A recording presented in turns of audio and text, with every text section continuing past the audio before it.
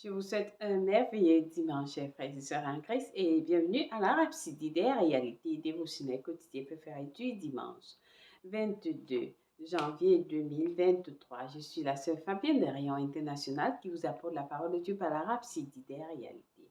Et votre Rhapsodie des réalités, encore appelée Ange messager de Dieu, vous donne un pouce pour votre journée et un sens à votre vie. Alors, c'est le jour que le Seigneur a fait et nous nous réjouissons. Nous sommes dans l'allégresse. Oui, alors, rendons grâce à l'Éternel pour ses bienfaits dans nos vies, pour tout ce qu'il a fait pour nous tout au long de cette semaine. Amen. Donc, nous allons parler en langue de l'Esprit pour la parole que nous avons reçue dans la Rhapsodie des réalités. Et ensuite, nous allons passer au message du jour. Alléluia. Alors, prions en langue de l'Esprit, rendons grâce au Seigneur.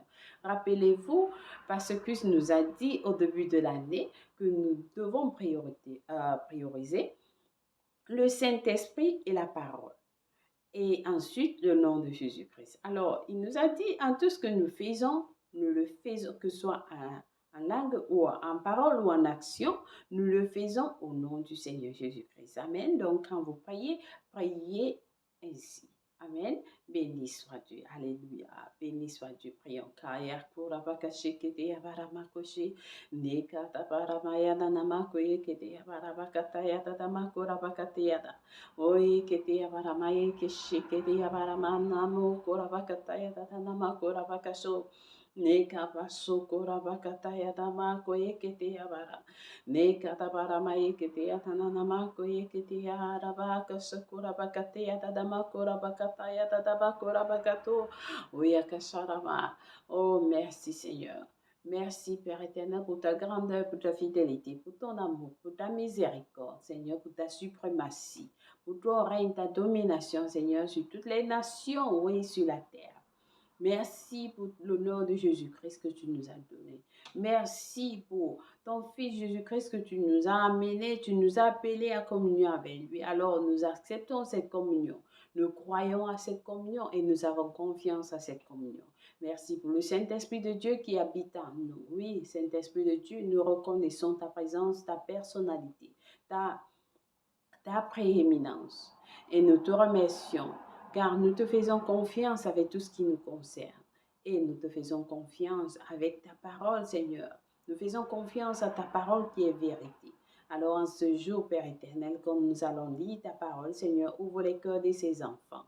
Comme nous avons reçu ta parole tout au long de la semaine qui s'achève, Seigneur, merci. Nous te disons merci. Et merci en avance pour ce que nous allons recevoir la semaine prochaine. Et nous déclarons les bénédictions dans nos vies. Nous déclarons la paix dans le monde entier, dans nos familles, dans nos finances, dans notre santé. Nous déclarons que notre semaine est fructueuse, prospère et fructueuse par le nom puissant de Jésus-Christ. Merci Seigneur. Au nom de Jésus-Christ. Amen et Amen. Alléluia. Alors, aujourd'hui, parce que Soya Kilomé va nous enseigner dans la Rhapsodie des réalités sur le sujet intitulé Agonisant pour les âmes dans la prière. Agonisant pour les âmes dans la prière. Amen. Béni soit Dieu. Alors, le verset du jour est tiré de Colossiens 4, verset 12 qui lit.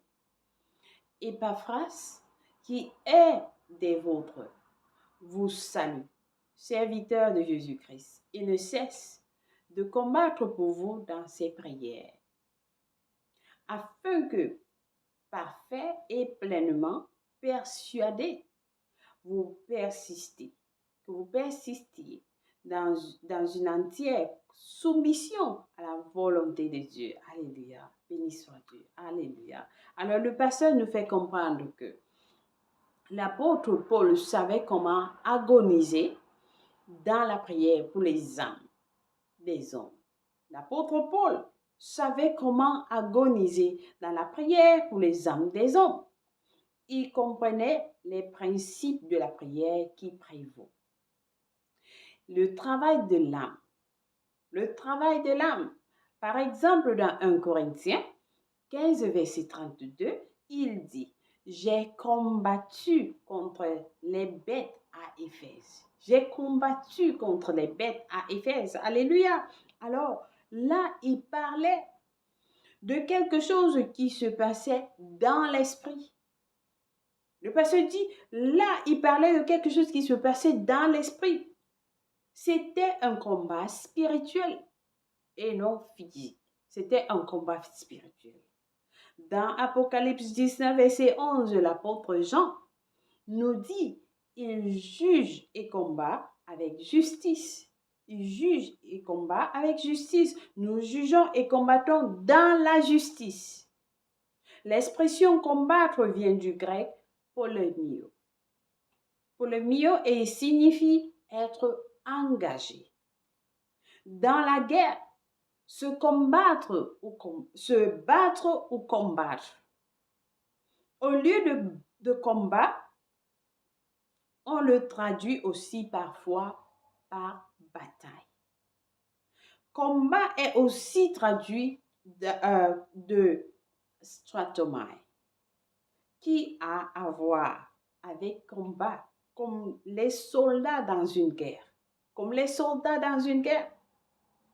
Mais il y a aussi agonizomai. Agonizomai en grec, un autre mot pour combat, qui concerne plutôt la lutte pour quelque chose, selon Colossiens 1, verset 29 et Colossiens 4, verset 12. Cette foi, c'est plus passionné et intense. Et cela n'utilise pas nécessairement les armes. Le pasteur dit, cette foi, c'est plus passionné et intense. Cela n'utilise pas nécessairement les armes. C'est de là que vient le mot français agoniser. C'est ce que nous sommes censés faire en priant pour les âmes perdues. Nous agonisons parce que nous avons un adversaire. Nous avons un adversaire qui nous fait la guerre.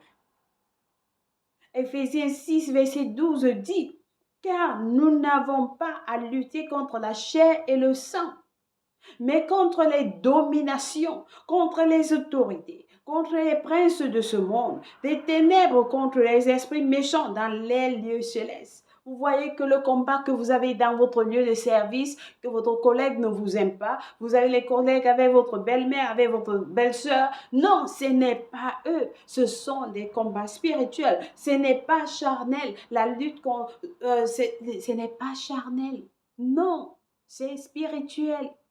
Alors le pasteur nous dit ici, le mot lutte est le terme générique pour guerre, bataille, combat ou affrontement. Ce qui nous indique que ces termes ont un rapport avec notre adversaire. 2 Corinthiens 4, verset 3 à 4 nous parle de cet adversaire. Il nous parle de cet adversaire et de l'étendue de sa méchanceté. Alors, il est dit, si notre évangile est encore voilé, si les gens ne croient pas encore, il dit, si notre évangile est encore voilé, il est voilé pour ceux qui périssent. Il est voilé pour ceux qui périssent, pour les incrédules, dont le Dieu de ce siècle a aveuglé l'intelligence afin qu'ils ne visent pas briller la splendeur de l'évangile de la gloire de Christ qui est l'image de Dieu.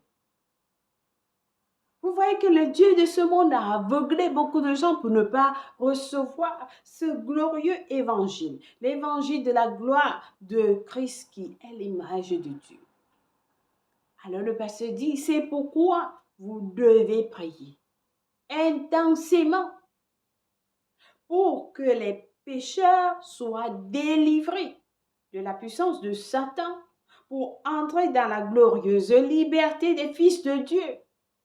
Alors, agonisez pour eux dans la prière. Agonisez pour eux dans la prière. Ceci est une priorité pour combattre un bon combat selon 1 Timothée 2, verset 1 à 2. Alléluia. Agonisez.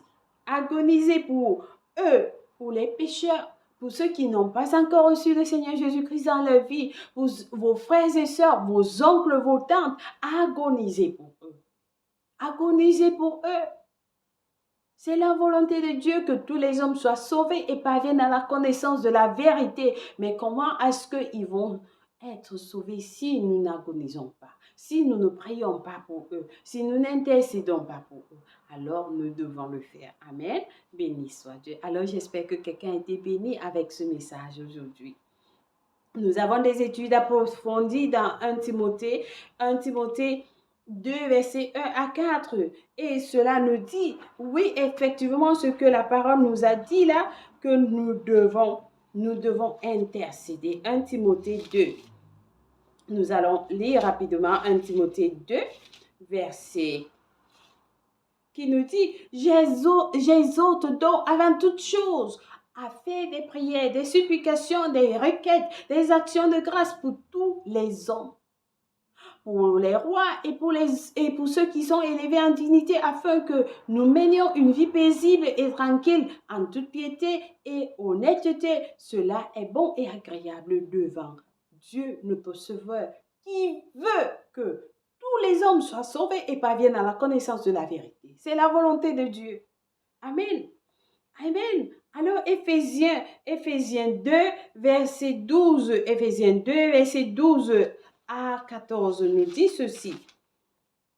Éphésiens 2, verset 12 à 14. Souvenez-vous que Éphésiens 6, Éphésiens 6, rapidement. Alléluia. Éphésiens 6, verset 2.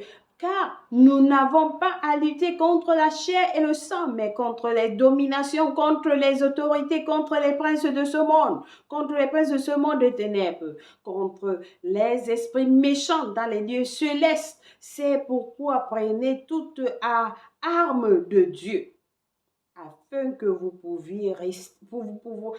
de pouvoir résister dans le mauvais jour.